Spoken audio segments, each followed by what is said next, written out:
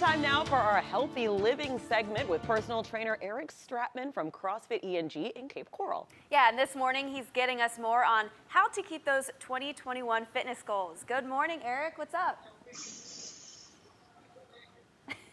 Good morning. How you doing? Happy New Year's to you guys. Happy New Year. Happy New Year indeed. Hey, so I've got a quick question for you. Now that the new year is kicked off, for people like me who maybe aren't regular worker-outers, you know, what kind of advice can you give to me for staying healthy this year?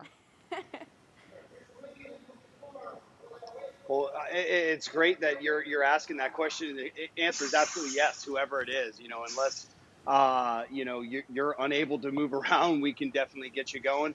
And with that New Year's resolution, it's my little board here, right? We're not going to get high level props today. This is really what's happening out here. These guys are working hard here early on a Saturday morning. Is that New Year's resolution? Too often we set that bar too high for ourselves, right? We have this these expectations and these goals that we want to achieve.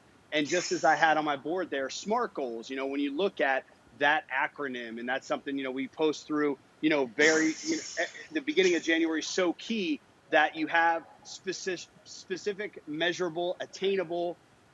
And when you look at going through the first part of that SMART acronym, it's looking at something very specific, but measurable and attainable. So if we can continue to think that this is a path that, okay, I have this smaller goal. It's not like, say you want to lose 20 pounds that somebody, generally wants to lose 20 pounds. It's not the goal of losing 20 pounds. It's let's look at 3 to 5 at a time and have that specific and attainable goal.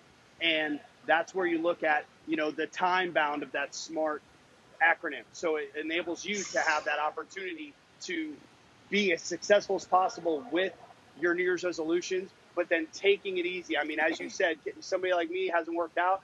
We look at a 50% philosophy when we start people working out. So that way they have only 50% effort. So if you're going to the gym and you're just giving 50%, you're going to be able to go day after day. If you go in and give 100%, you're going to be hanging out with Mr. Advil, maybe Mr. Ibuprofen for a few days and not able to move. And that's not something that's going to motivate you to go back to the gym. So we definitely encourage everybody to start out slow and just make it a consistent habit, because we know it takes 21 days to create a habit. So if you're doing something every single day, small effort, but it just becomes part of your lifestyle, that's the easiest way to approach it and be successful. And I know that you say take those small steps when you first start out, but also, yeah, you can get right into working out, but it's also what you eat. That is the main thing as well if you want to see those results. Oh, absolutely. It's number one, the stats not very specific, but it's 70 to 80% of your goals and your health being achieved is staying on your nutrition. But when you look at nutrition, it's also that 50% effort in the beginning and not saying, okay, well, 50% of my meals can be whatever I want. No, that's not that, unfortunately. It's really looking at total calorie count. Are you doing anything to keep count of all of your calories?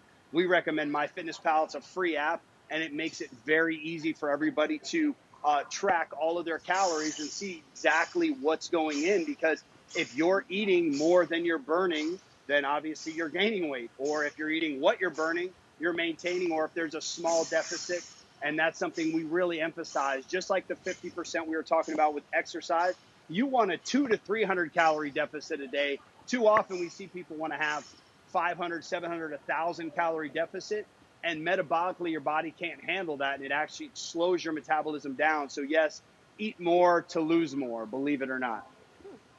All right. Hey, thank you so much, Eric. We really appreciate having you this morning. I'll let you know how my progress goes. Thank you. All right, you guys. Wow, that was wonderful. Yeah, absolutely. He's always such a great person to have in the mornings. He always gives such great advice, too. I know. It was like, now I get to go home and put together my SMART goals. There we go. There we go. Love that for us. Perfect. Appreciate it.